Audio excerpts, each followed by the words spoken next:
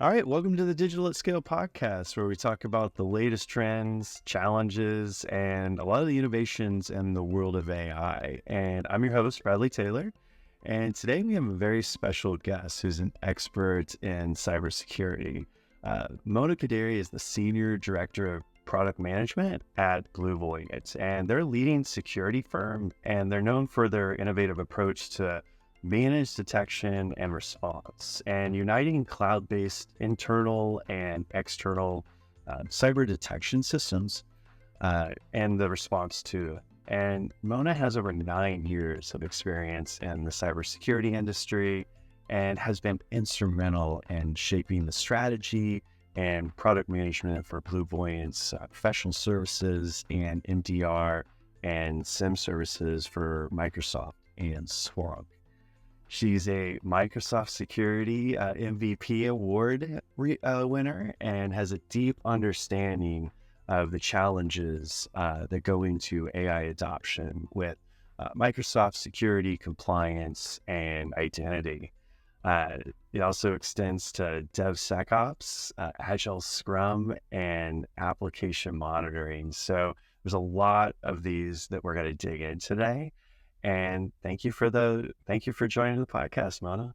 Really excited to have you. Yeah, I'm super excited to be here. Yeah, I just got my MVP award done for the second year in a row. So I've been telling people, who aren't as familiar with Microsoft, it's like I won an Oscar I have two, right? One is in SIM and XDR, and one is in cloud security. So best actress and best supporting actress, if you will.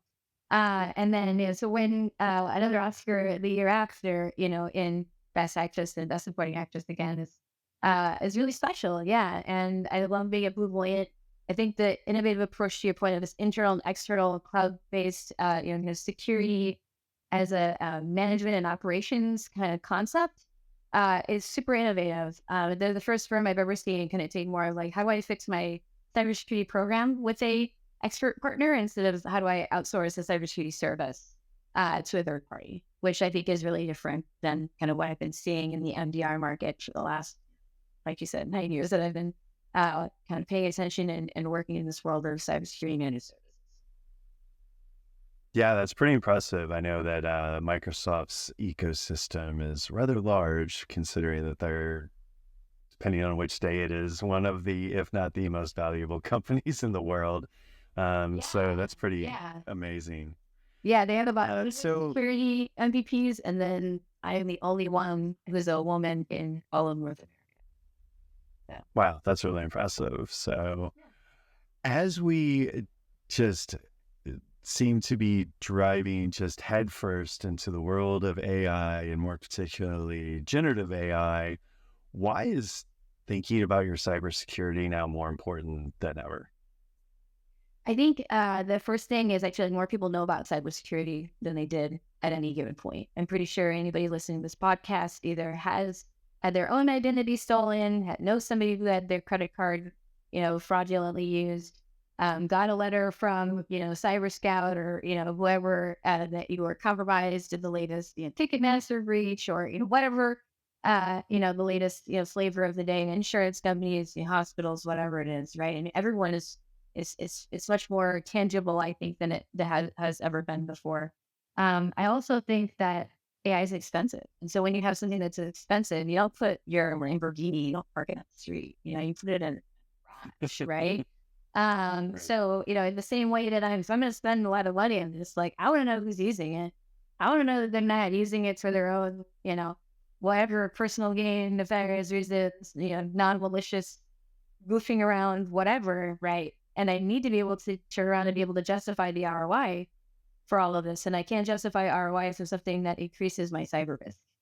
And it's a non-starter, right? It's almost like the lawyers even now get it, right? Where if you come to say, hey, I want a new application, the first thing that the security team is going to say is, well, what's your plan for protecting it? Who's going to use it? How are they using it? Because you won't get a green light in a lot of places to even use AI unless you can satisfy those first two kind of problem statements. Like, what are you going to use it for? How are you going to audit them? And how do you know that you're making money? I looked at a lot of these Q2 earning reports. They're coming out from these big firms. A lot of the conversation yesterday was, hey, they're spending a lot of money on AI. Like, who's making money from AI? Anybody? I don't think I Nvidia's know. making money from AI. They're making money from selling their GPUs.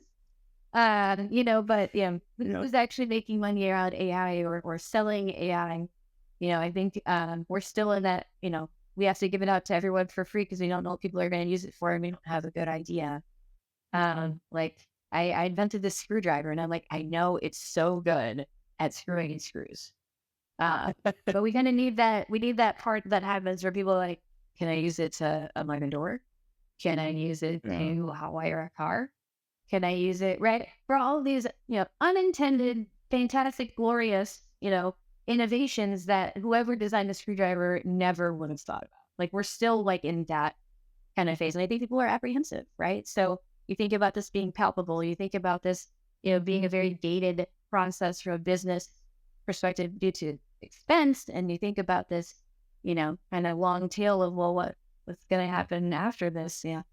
People are apprehensive. Nobody wants to, give anybody too much information or too much about this, and so I think everyone just defaults to it's easy to say it's a security problem. It's, I think I read a report that said that 1.7 trillion or something like that had been invested in the AI space on a return of like 30 billion. A little bit of a difference. Like, oh my gosh, can you imagine walking into any room with investors and presenting that to a board and having them be like, awesome, dude, like keep going, right? Like everyone like literally get like, I hate to say this, like whatever the equivalent, I'm not a man, but like we get castrated, right? Like like it would be bad, right? Like I can't imagine that, right? So I think a lot of people are gonna be scratching their heads and looking around and saying, okay, it was okay to do this during we think about this as the product life cycle, right? It's okay to do that during the discovery phase. Like we're all learning. Like there's reasons and excuses. But discovery time is kind of over. Like mama wants to see her check. Like those conversations, I think, in the next quarter's earnings calls are going to be very interesting because I can't think of other things other than like maybe war that we invest 1.7 trillion or we talk about into the trillions. Maybe U.S. debt we talk about in the trillions, right? But what other things are we really talking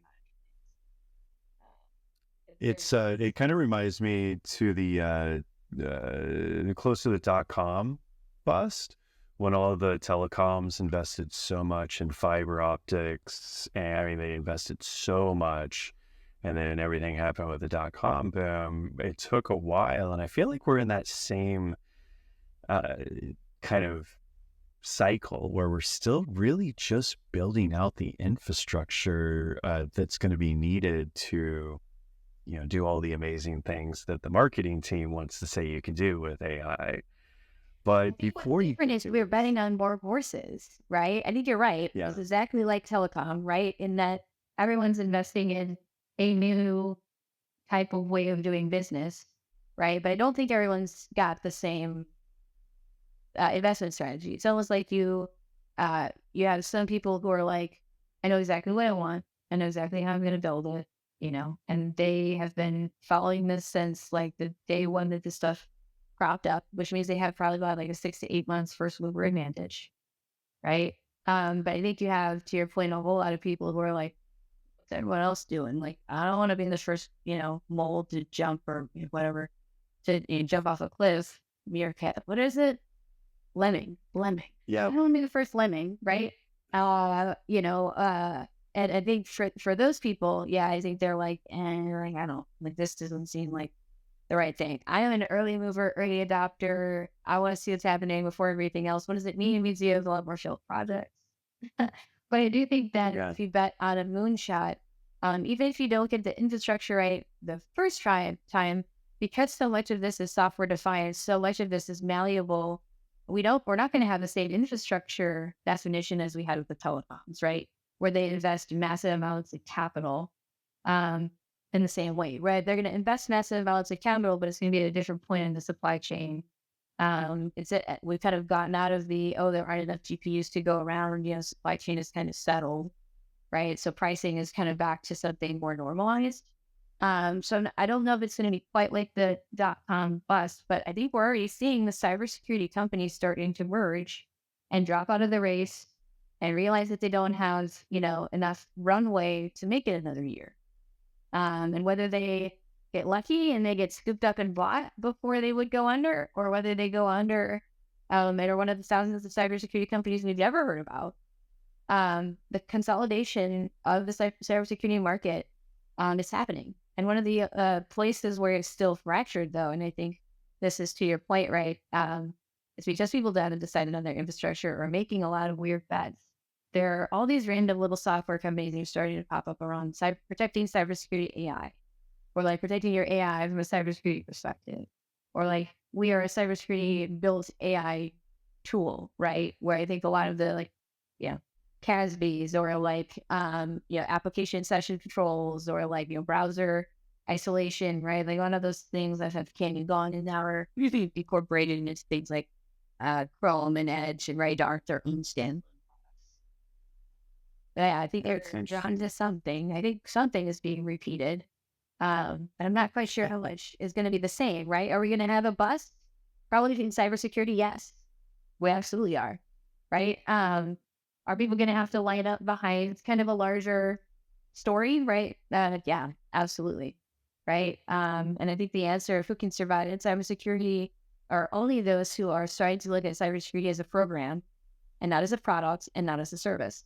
It's actually the next evolution of what I think people need and want to buy. So if you think about this with telecoms, right? Like people don't want to buy one or two phone lines anymore. They don't even want to just buy home internet and their phone line. They want home internet, phone lines, and your cell phone, right? That's where we are, right? But that happened so much faster than one phone line becoming two phone lines, or a group line becoming an individual line, becoming more than one line at a house, becoming cell phones, right? But that's the analogy that I would take if I was thinking about this evolution of telecoms and the evolution of cybersecurity. So what does that mean, I guess, is my question back to you. What do you think is going to happen, like with all this AI stuff? If it is going to maybe happen the same way as the cybersecurity consolidation things that happened, or apps on your phone consolidations. Well, I mean, I've always told my team, especially when they're like, "Oh, this product, they're already doing this or they're already doing that." I'm like, "This is a war, and usually the first people over the hill are not the winners; they're the ones that get shot." And this is kind of where we're at, where I think a lot of people, you're seeing this as well in the app space and in Silicon Valley. They raised a bunch of money. Companies, they went out to market with it, with this, pie in the sky idea, saying, "Hey, it's going to do this and this and this." It's more of a proof of concept rather than actually production ready. And I think that was the thing that really threw the entire industry off, is like, they started using ChatGPT for these different things, but to get from proof of concept to production, many of these companies, including myself, underestimated the amount of work that it's going to take to get there. And I think that that's been the big thing I've been seeing here in Silicon Valley, is now these companies that raised about a year ago, like their seed rounds, their A rounds, those chickens are coming home to roost, because they're having those same board meetings where they're like, "Wait, how much have you made?"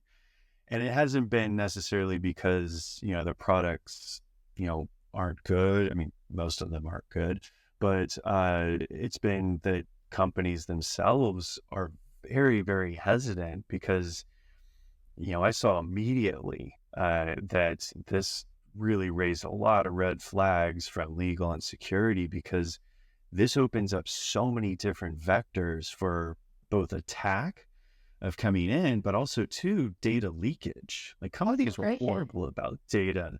Oh Like yeah. they're I horrible mean, about their data management. Now I can't. So like, absolutely. what new vectors are you looking at in cybersecurity that you're saying, "Hey, you need to be thinking about this before you're even bringing in a chatbot, an AI workflow"? Like, what are those new security vectors that your team's looking at? I love this vision of threat informed defense, right? We should be thinking about, essentially, I'm going to use another metaphor, right? You got 3 doors, right? One door has $10,000 behind it. One door has a lion behind it, and one has a clown, right? There are people out there in the world jiggling all those doors all the time. And some of them know what's behind the doors better than the defenders, which is painful. But when I think about, threat-informed defense, or when I think about, new vectors, right? I think about, AI certainly has the front door and somebody could jiggle it, right? But I think there's windows that the people can get in through, right? We can think about in this metaphor as kind of beyond authentication, right? This is your exfiltration kind of concept. Somebody could sneak out a window, uh, you know, or, it may even have a door to the back, right? That goes into the garage, right? And unlike all these other rooms, which, we didn't design with roofs, or sorry, with the windows or, a back door. It just has a roof and walls and a front door. There's a lot more that I'm worried about with that $10,000 that I didn't account for when I designed the security system of the house. We didn't need window sensors.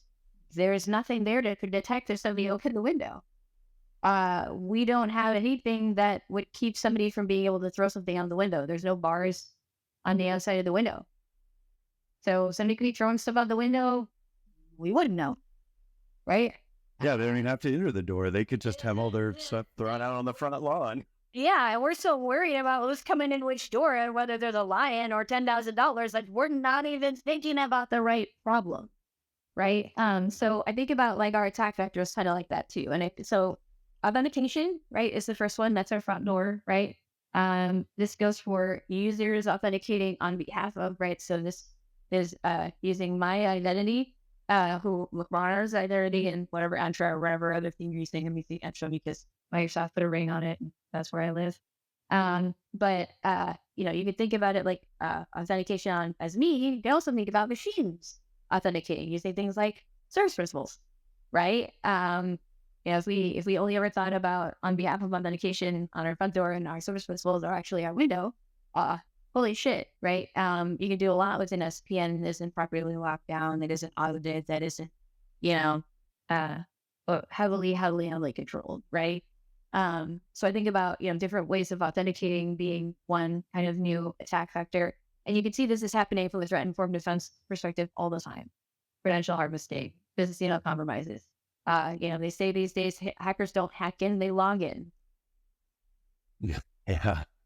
Right. Yeah, it's usually phishing expeditions where they some email that, oh, look at this, click on it, done, you're compromised. Yep.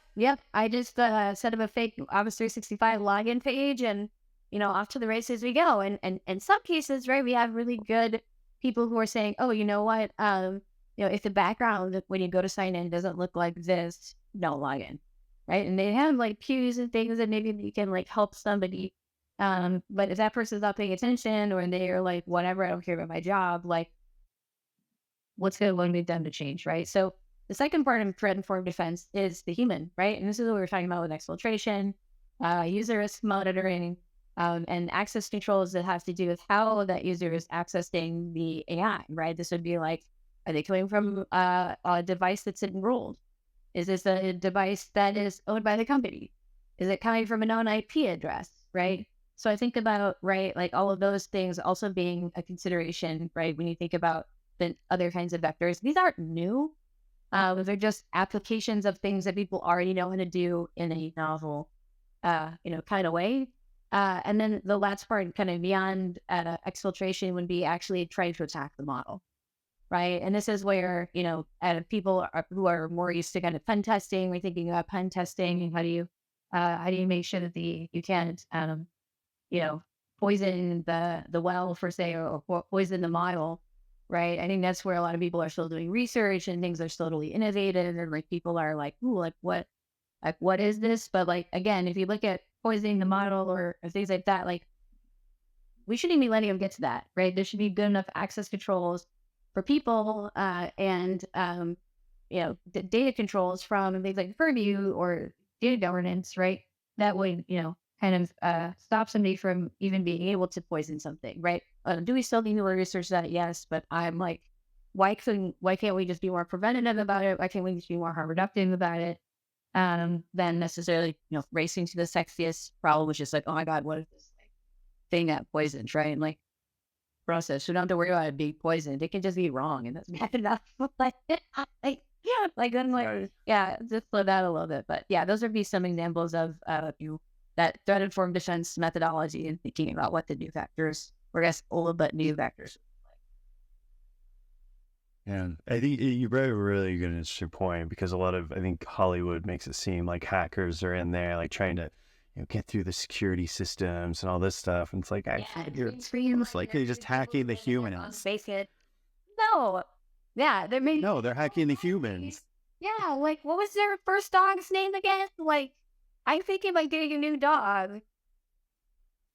I remember there was that whole, on Facebook, there would be a ton of those. Take this survey Yeah, for the and you do this longest like time of our, personality quiz. Yeah, like we'll tell you like what shirt color you look good in, right?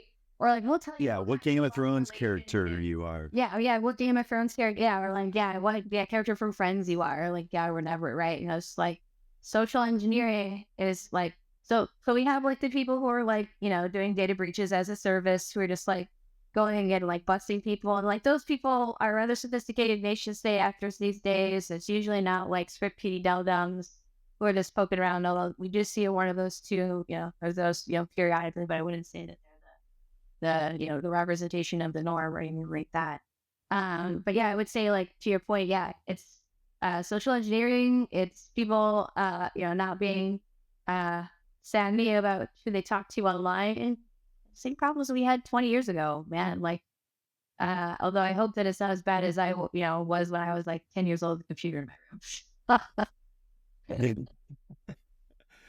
And you also brought up another good point, which was around poisoning the well, and kind of the models. And I want to dig into that a little bit because, when these models are trained, whether, you're training it from scratch, you're fine tuning it, it's kind of well, at least in my point of view, it's kind of impossible to know exactly what that model is going to do without really putting it into the wild and seeing how it Mhm. shoots. You can't come up with every single question, every single, how it's asked.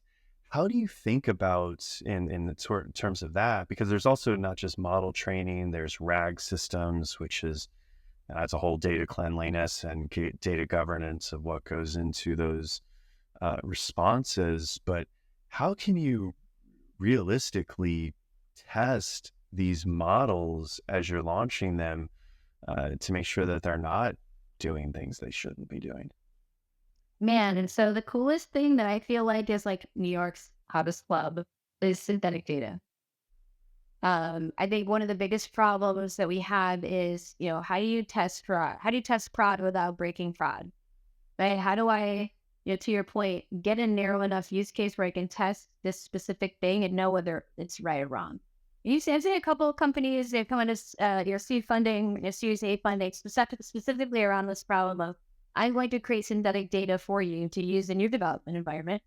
I've also seen folks like Attack IQ say, I'm going to make synthetic alerts for you for your cybersecurity testing, right? This would be this idea of like almost purple teaming your detection content, or like, testing, to see if the model like does what it's supposed to do, right?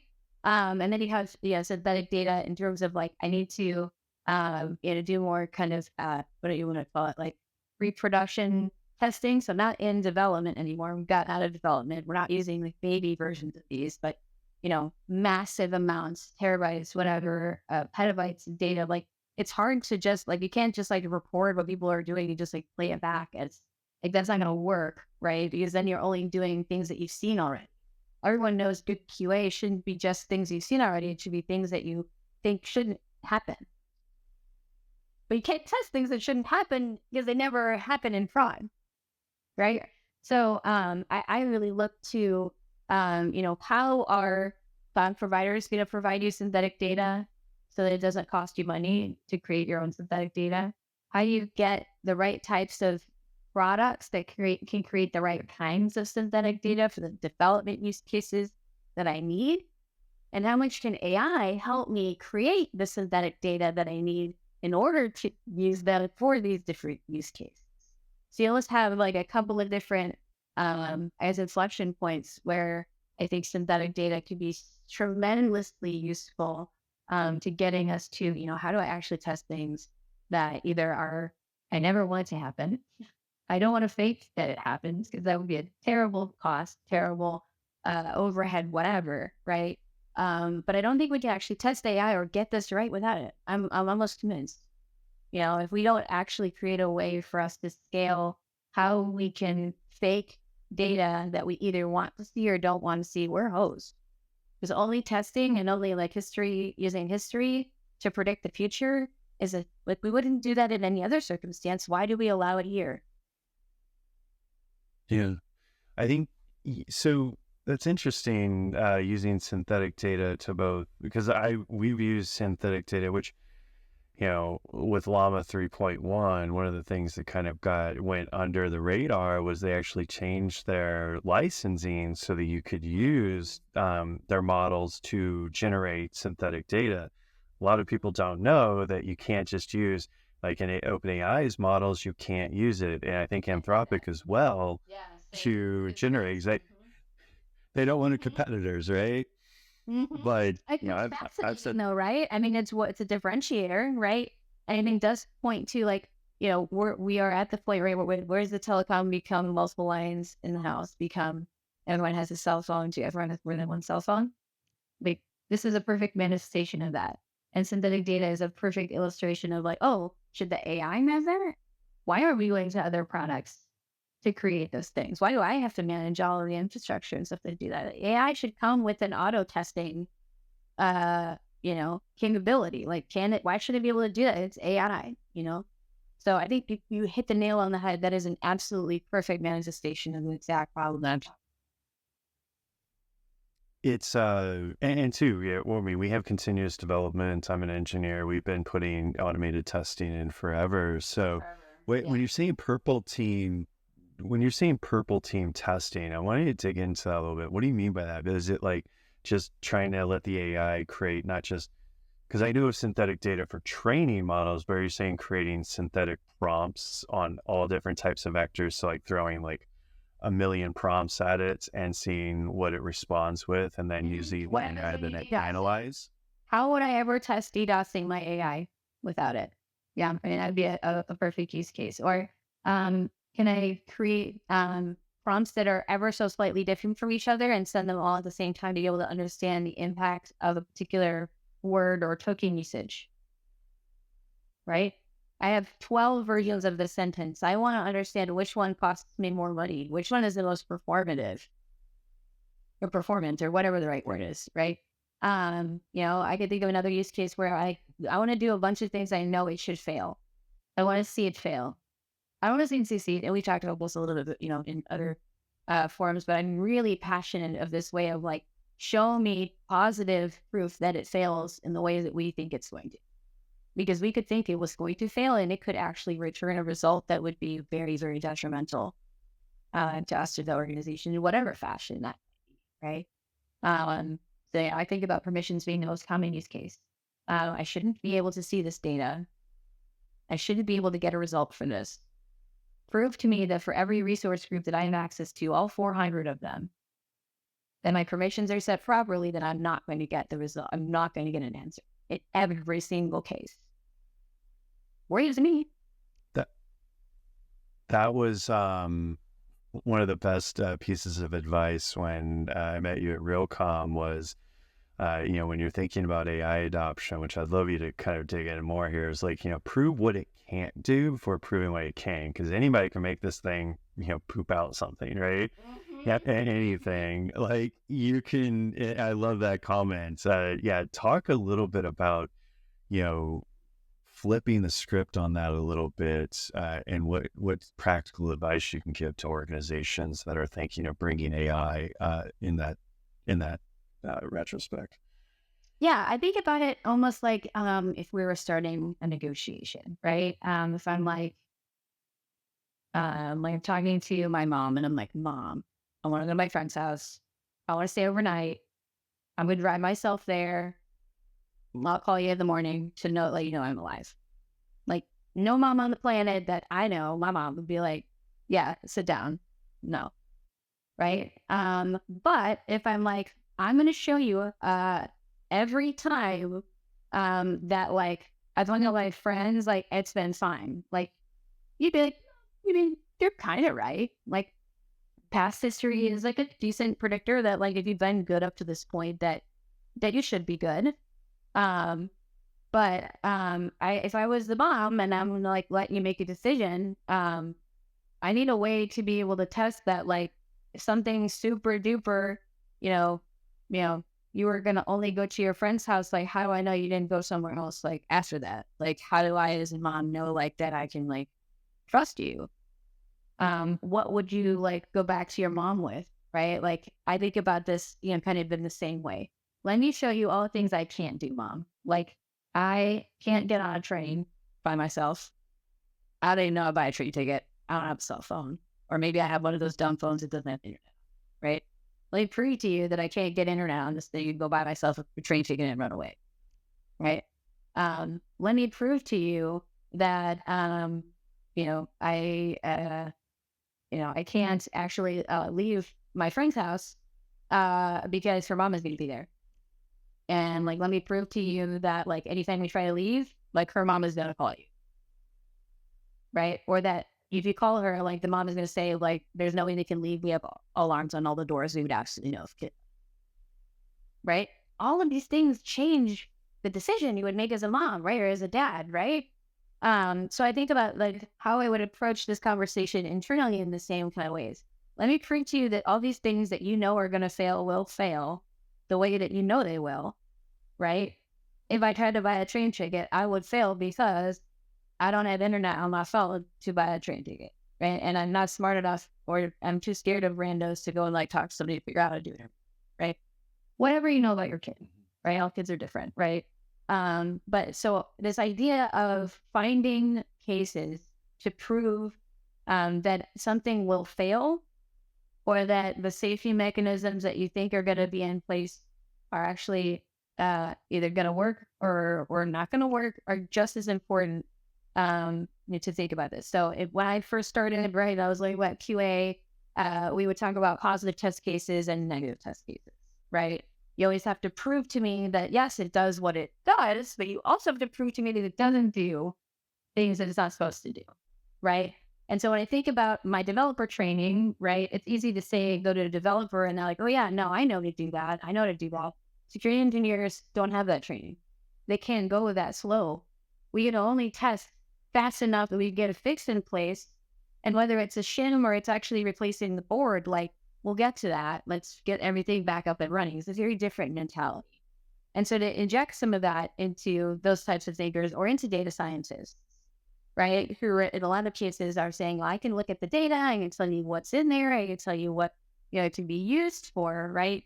They're not as savvy or as competent around how QA testing works. They're looking to see if they can get the answer out because they need the answer in order to come to some other conclusion. So they're kind of negatively incentivized in some capacities, to think about this negative test case because they're really looking to justify or looking for, commonalities in the data or looking for ways to, for trending or, whatever other types of things that, data analysts are usually data scientists are looking for. But if we take this heritage from our developer past and we inject it into industries that are becoming more and more like software development, like data science, like cybersecurity, right? There's, I think, a lot to gain from that, right? Because every time we can then automate those test cases with things like synthetic data or with, other sorts of ways of, load testing or load, management types of use cases. These two things really are intersecting more than they will ever had at any of those individual disciplines.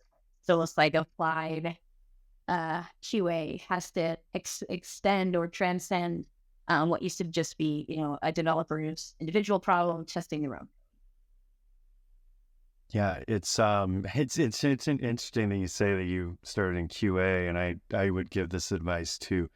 anyone that's looking to get into cybersecurity, so many of my friends that are in cybersecurity all started off in QA. It's a great entry level place to then, I mean, you're pretty much there to try to break it, which is Yeah, which is exactly the point. You're no smarter than any end user who's going to show up and touch this stuff anyways, right? But yeah, I mean, my first job working in cybersecurity was I was actually a project manager on a software team that had just started implementing QA, and so one of my project management projects is something the QA team kind of get their feet under them because we were implementing our first automated testing system. I'm showing my age, I think, at this point. But it was a Linux team. They were desperate for people. Nobody knew Linux anyways, right? And I was like, I'm trying to learn all this stuff. So if you need another warm body, I'm better. But certainly having to be a warm body and like click buttons and tell you it should work the way you thought it would or didn't. And I got a great reputation for breaking stuff. Which is honestly why I became a product manager, because it's better breaking some of the product entrance. Anyways, jokes aside, your advice is spot on. I think there's very little competition for QA jobs. I think if you've ever done software development and you can explain what A and B testing is, you can explain how to build a test case, your skills are more valuable than you think. And there's so many teams out there beyond traditional software development that need those skills and don't know how to ask for them, or just getting to the point where they're doing detection engineering and CI/CD and DevOps stuff that the DevOps world was doing, 10 years ago. I think about, are this managed detection and response thing? What is it? It's actually applying DevOps for incident response. That's it. That's really what it is, right? It's an applied DevOps use case, right? Or not anything like, I like to think of it as like this earth-shattering, groundbreaking thing, but really, I do think it's an applied application of DevOps. And so when I think about, who's good at testing things better than the software developers, the DevOps people who I think are probably the best at it. So shout out to all the DevOps people out there. I appreciate you. The work you're doing is often, not running the front unless everything breaks, but I appreciate you and all the depth of knowledge that's sending down as to how to be successful. And I think having seen so many things break in real time and having to kind of think about workarounds also are things that make you a really good QA tester. So if you're done being a DevOps engineer because you burn out, there's a future world for you in a 9 to 5 where you just test stuff before it actually gets into production. And you're part of being a helper, right? It's almost like thinking about like certified ethical hackers being embedded in software development teams, right? They're there to help you catch stuff before bad stuff happens. And it's better to think about that, defense and with a QA, right, while you're developing things and not just rely on developers testing their own code. Because honestly, I hate that. Like, at a minimum, if you are out there letting people push stuff to fraud with people who self QA stuff, like I'll beat you with the Twizzler, and then take you out to dinner and tell you, I think these are all the reasons I think you could be doing this better. But I see you are in a visceral response, right? So, self testing is just not the way to go. No, I mean, it's like, it's like asking, I mean, it's hard to it's asking for anyone to just approve their own work, which anyway. Yeah, read your own homework. So, yeah, read your own homework, right? Yeah. Right. And you get so, formats are, this. And it so well because you've been doing that. And honestly, QA is one of those places like you really don't even have to have a technical background. If you know how to use it on some of these apps, just know how to use a product and you'll learn as you go. I think that who don't read the directions. If you are somebody out there with I don't read the directions, I know you are out there, right? If you're somebody who doesn't read the directions, QA is for you. Because on the test cases, there are no directions. Like the most of the documentation isn't finalized until GA. Guess what? QA hadn't before GA. So, good luck. There are no instructions. If that's although you like a little bit of chaos, and helping bring calm into the chaos, QA will win. Yeah, it's a fantastic place to be. And if you're a product manager out there who's not QAing your software, shame on you. Shame, shame, shame. None with the bell meme in your face. Every product manager out there should be interacting and testing their own tools on a regular basis. Yeah. I think, the DevOps teams, they only get notice when things go down, but the amount of software that gets pushed today, and we don't have like things like CrowdStrike happen more often, is really yeah, it's really surprising to me that doesn't happen more often, to be completely honest, because I've been inside, the small companies, the big companies, and you're just like, wow, this is a house of cards in a lot of places. My friend, like it still is a house of cards, I think, in a lot of capacities. Oh yeah. Yeah. I think it's almost like it's to the point where how many times do you hear about shooting in the news? It happens so often now that you only hear about the really, really bad ones or the ones that were a really, really big mistake. But you bet your ass that people are getting shot every damn day. You just don't hear about it because they don't have to report it. There's no mandatory reporting, unless you're a publicly traded company, and you fell under some of the new federal regulations, right? Like if you're a private company and you're just out there, like you don't have any sort of availability SLAs with your customers, like, or if you do have availability SLAs, they're for things that you are not under your responsibility because you're relying on a cloud provider, right? So, it's a very different world. I think in terms of responsibility, and who takes responsibility and stuff too, because most people are just like, hey, if I'm not obligated to say anything, like, why would I say anything? It's not going to help me. It's not going to give me good press, right? So, like, what, other than being a good guy or being a whistleblower, right? There's no positive reason to do any of that. Like even if you look at some of these bug bounty programs, like it's a joke how much they pay red teamers for bugs and how often these pen testers have to fight with the bug bounty teams about whether or not what they found is actually something real. That probably Yeah, and it's just, you're right, because I was at a company, not going to name their name, but when I was a solutions architect at Optimizely, it's a big company, and they're literally working with one of the engineers and just, let me just log into the production database and make that change real quick. What? Yeah, I'm like collecting my pearls, right? Like that, like it literally like stops my heart from beating, right? Like and it's like, I like to think they were all big boys and big girls, but the startup mentality and startup culture, again, does not reward behavior like that. And in fact, there's no consortium to support you. There's no Alcoholics Anonymous, right? There's nobody who you could go around and look to and say, hey, look, I know I have a problem. Your cyber insurance doesn't want to hear that. Your auditing board doesn't want to hear that. Mm-hmm. Your board of directors doesn't want to hear that. Like we're kind of in okay, damned if I do, damned if I don't kind of place.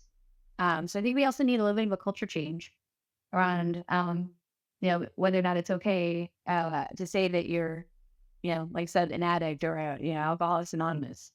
It's okay. We got to figure out a way to say like the first step of fixing. My name is My name is Mona Ghadiri, and I am a cybersecurity problem.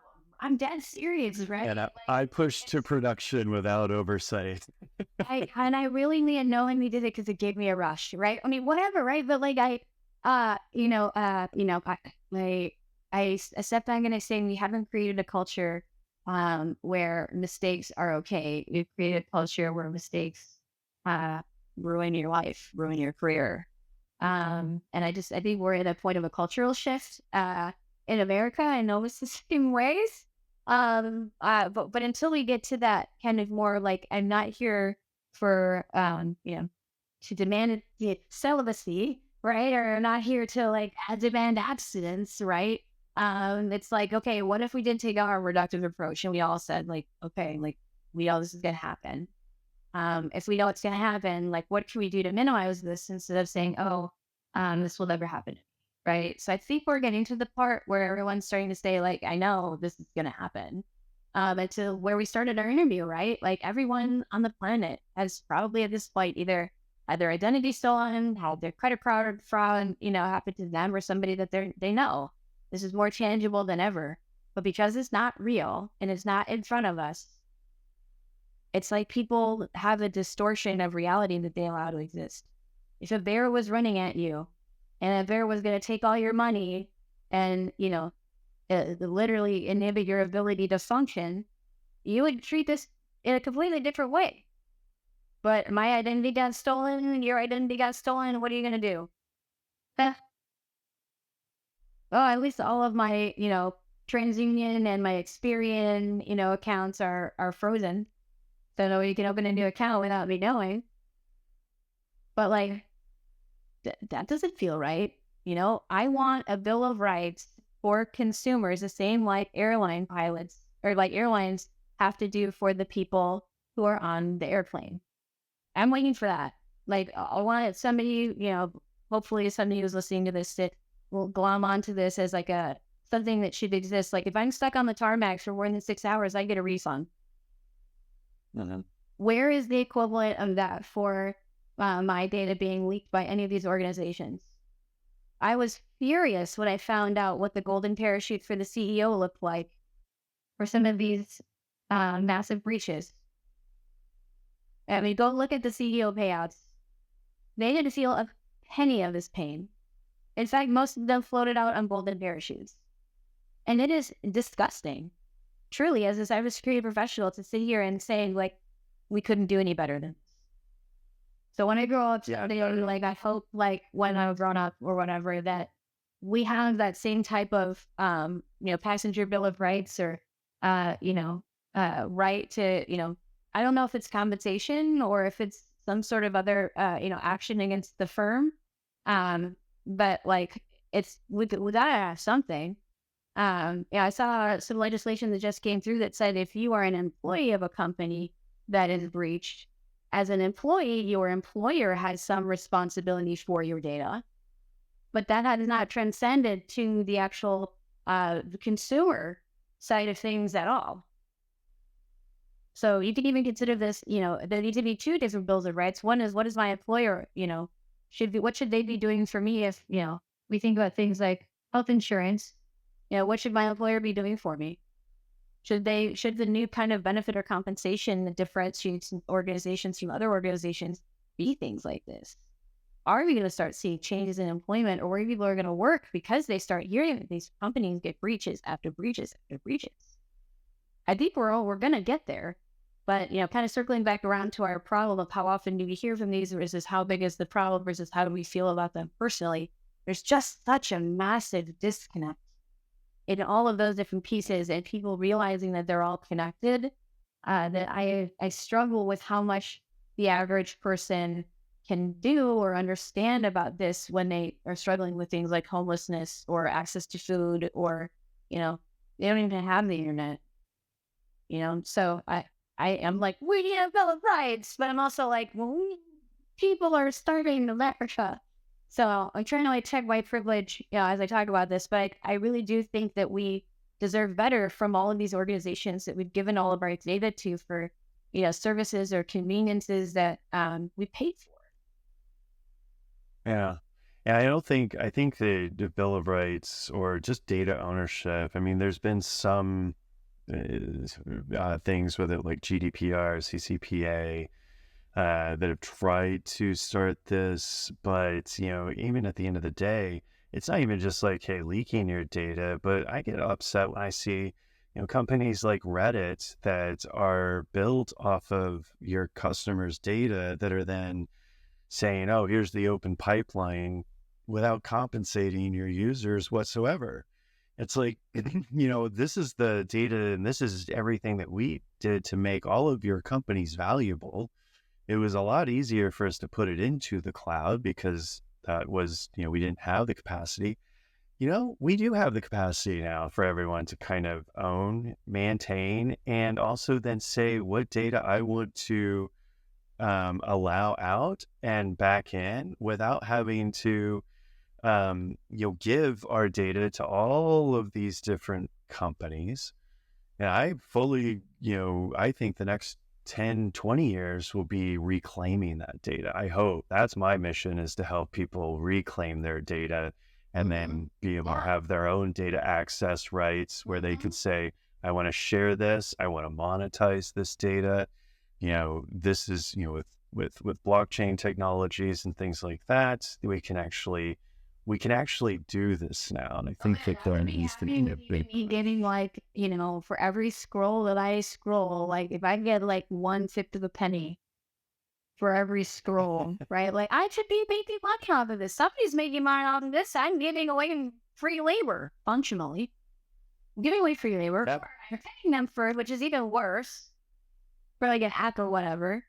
And then they're turning around and saying, basically, go house and like that's kind of messed up, right? Like it's kind of like, oh, we reinvented like, serfdom. Like I know it's kind of like dramatic, but like that's kind of what's happening. All of us are like giving our clicks away for free because we want the content or we want access or we want a service or we want an outcome. And we can't get it anywhere else. So they basically chained us to the land. And they said, you're going to work here for as long as you need whatever it is that you're here for. And you should be grateful that you have a little piece of land that you're supposed to like farm and give 80% of it back to the, feudal lord. Except we're giving 100% of it back. And in some cases, they're taking our kids and saying, we're going to use these as like, their bones to grind our bread or some bullshit, right?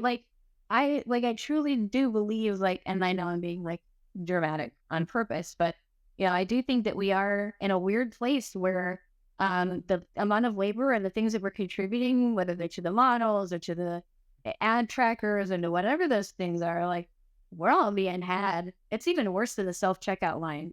And I hate the self-checkout. Yeah, it's I mean, if we're moving to a knowledge-based economy, we've been in a knowledge-based economy. Well, that knowledge is now being scraped and mined and profited. I mean, Google and Facebook, most people have never paid a cent to them, yet they're two of the most valuable companies in the world. Yep. Like Yeah. that Well, data they is valuable. They monetized you, right? But yeah, I think I'm hopeful that to your point, right, we do get back to this circle of is it really worth it? Is it really worth it to give them my location? Is it really worth it to give them my last name? Is it really worth it to give them my phone number? Do they actually need these things to deliver their service? Or do they just use some form that someone else used, that someone else used, and someone else used because it was in some library and no use of? Or in their terms of service, it says that they can then turn around and sell that data to third-party brokers. And now my phone is now unusable Regular. Yeah. Oh, yeah. Oh, that's even because I worse, get right? 20 text messages and everything. That's because of all of this. But yeah, it's hopefully we can reclaim that. I do want to talk about Microsoft a little bit because I know you said, you're a big Microsoft fan. As I think you said, they put a ring on it. I'm a huge open source advocate and open source. I want to just have a conversation because I do understand that, especially if you're already in the Microsoft ecosystem, you talked about some of the different tools that they have to make this very easy around data security, data privacy.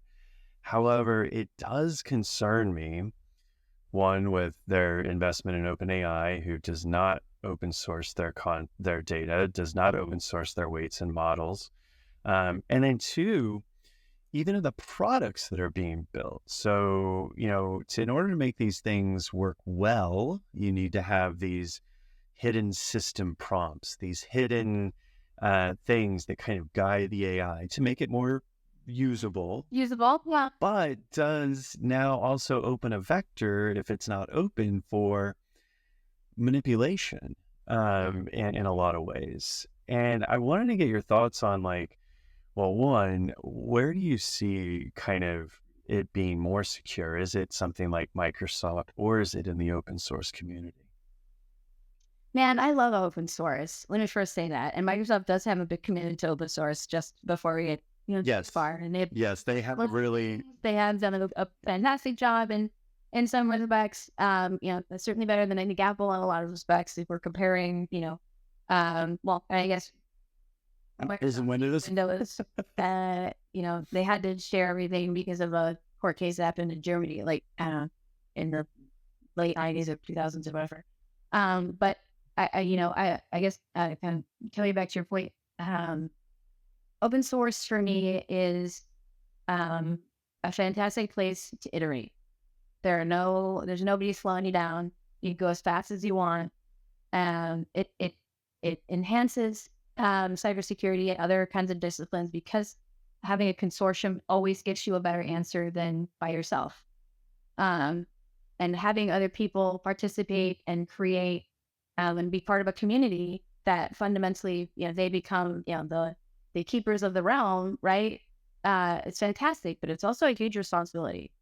And at some point, open source gets so big and so unwieldy that you start having factions, right? It's like, when Martin Luther came out with the 95 Theses and said, hey, what about Lutheranism?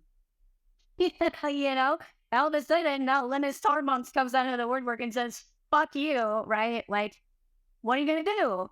Are you going to say, oh, yeah, no, I never did commits in the UI. I'm going to go, like, no one's going to do that anymore. Like things like that, right? Like, there gets to a point where I think you hit a level of, I want to call it zealotry, maybe fervor is a good word, right? Where people, I think, become too embedded, too obsessed, too focused, and it loses the spirit of what open source means because people start saying, no, this is mine. No, this is mine.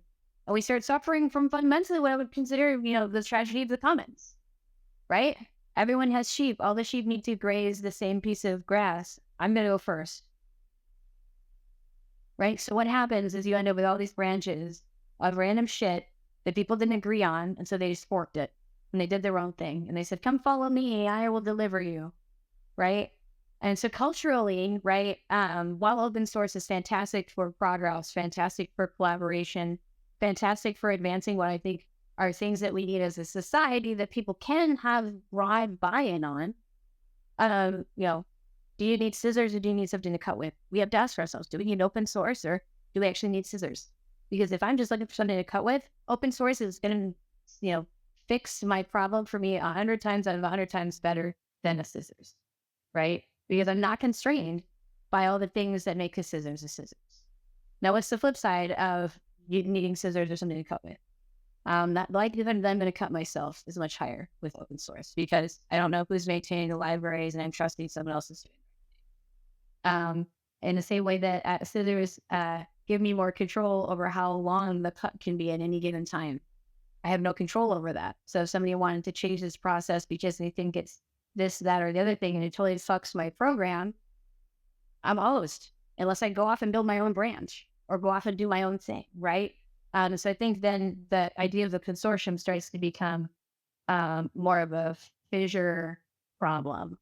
And I think that's where you start seeing some of the negative parts of open source. So when I think about scissors and where scissors good, scissors are great for kids. I don't want to give my kid a box knife.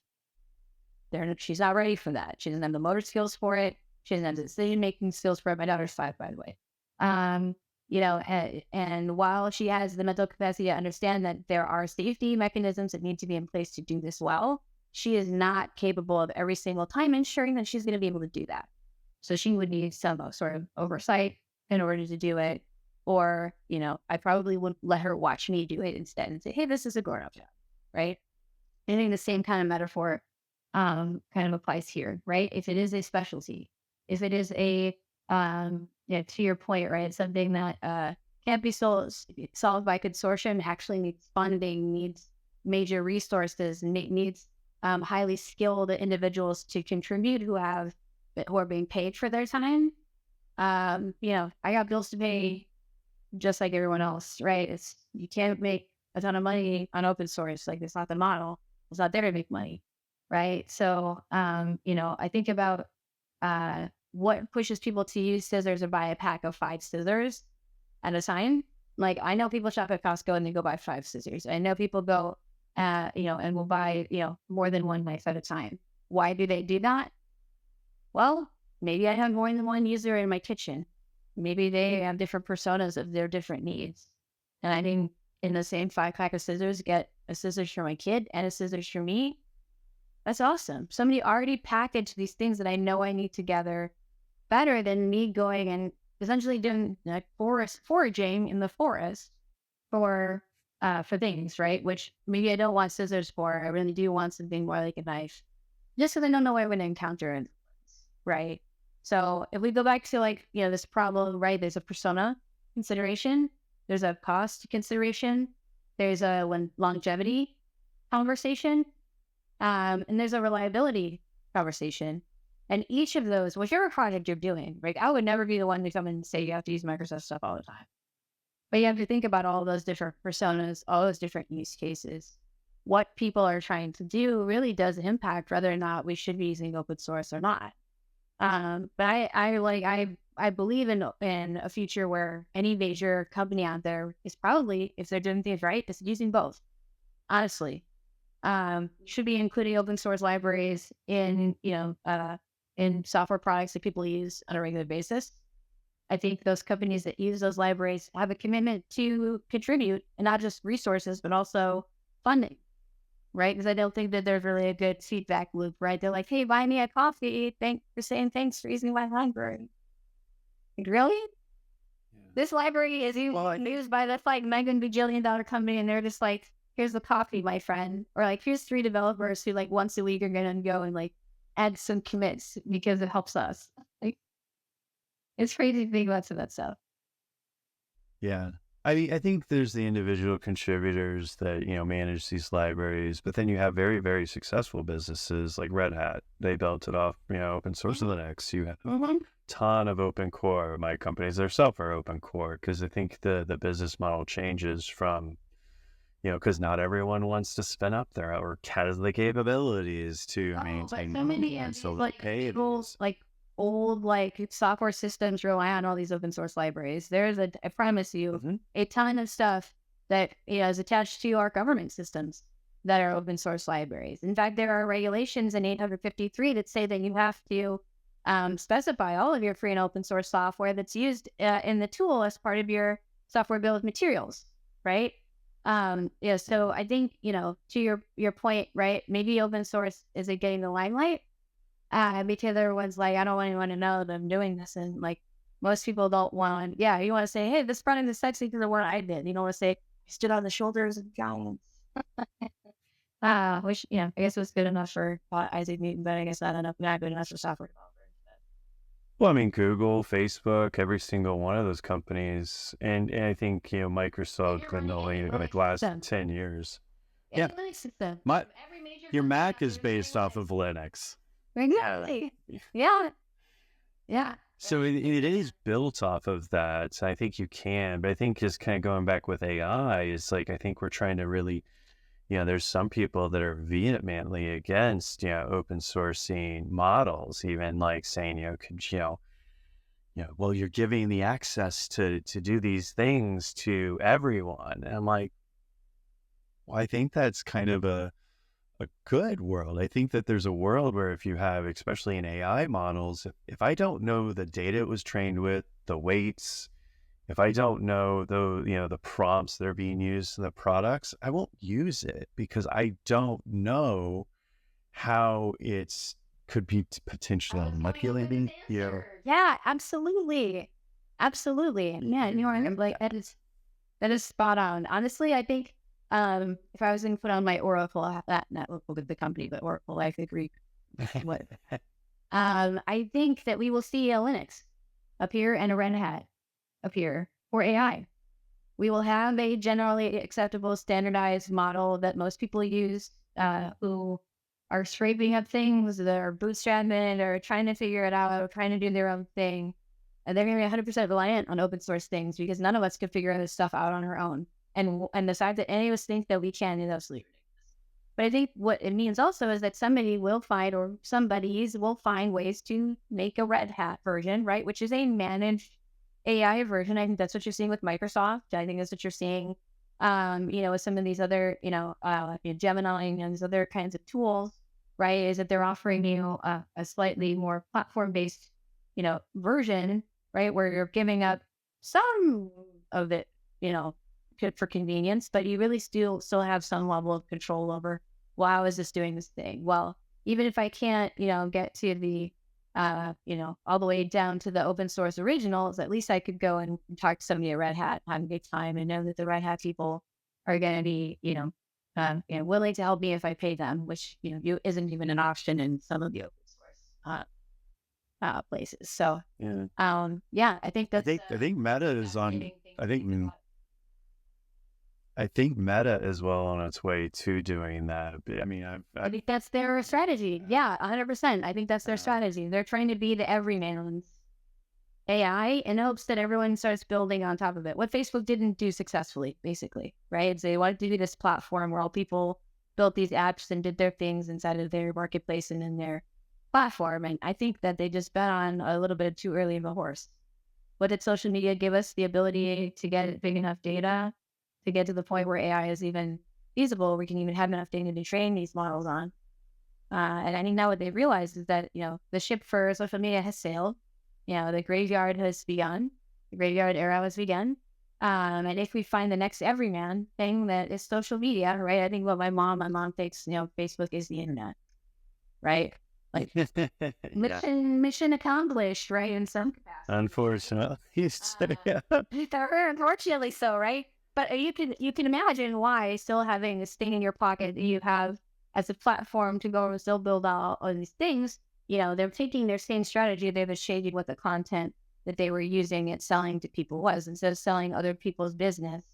Now they're trying to sell how to influence other people's business. Yeah. Yeah, I mean, I saw an interview with Mark Zuckerberg, and he talks about, like, because they did a very similar thing with open sourcing the way that they do their data centers and stuff, which then became an industry standard, which helped with supply chain and helped with reducing their costs and just kind of like raised all boats. But the one thing that worries me about AI is, yes, love the fact that they're giving AI and Llama out for free, but that it scares me when he's like, and then we build products on top of that to monetize it. Obviously, that's their model, right? That's there. But the one thing that people don't understand is that everyone, has this sci-fi, oh, AI is going to go rogue. We're going to create this model um, that we can't control. And when I hear, honestly, companies like Facebook being like, and we're going to build products on this, and I think about those products, I mean, what could they do when we just said, this is an artist I like, or this is this that I like? Now you literally have the content of what people are asking, getting responses back. No, I didn't like that. Yes, I did like that. Yes, like that. What's going to be able to be done with that type of data when you have that on your customers? Like, yeah, you're making the model open source, but I think a lot of these companies are realizing the real data, the real like gold is now harvesting how people are using it, getting those responses. I think that's going to be an interesting thing to see in the coming future. Big time. Big time.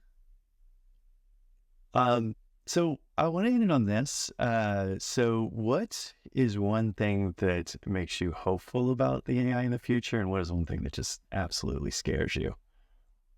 I'm hopeful that over time we will be smart about what jobs we actually want AI to do. Just because it can do it doesn't mean we want it to do it. We have 100% control and choice over what we decide the right use cases are for this thing. People are going to throw bags and bags and bags of spaghetti at the wall in hopes that something is going to stick. Just because it works doesn't mean that it's going to be, what we should use it for. But we are absolutely in a stage where we have no other option but to throw spaghetti at the wall and see what sticks. I'm hopeful for a future that we figure out what the 2 or 3 pieces are that help us change the world for the better, that help people live their lives better, that help people, get access to things that they didn't have access to before. I dream of a moment, right, where it's like the Tennessee Valley Authority came in and brought electricity to the entire Appalachian area where they didn't even have electricity, where 50 years, 100 years, other people in the United States had electricity. We need that. We need that because it's good to get electricity for some people. It's nice for the rich people to have it, for the privileged people to have it. It's great that they can do cool things like manage their calendar better, write emails. But what makes me hopeful is that now that we figured out the easy things for the knowledge workers, is time to actually use this like fix things, design things. Yeah, there's a meme out there that says like AI does my art and writing, Yeah, where I still I have to know. do my I have to do my laundry. laundry and make dinner or whatever. Yeah, yes, we picked the wrong. We picked the wrong tasks. Well, not the wrong task. We're testing, right? We're trying to figure out what works.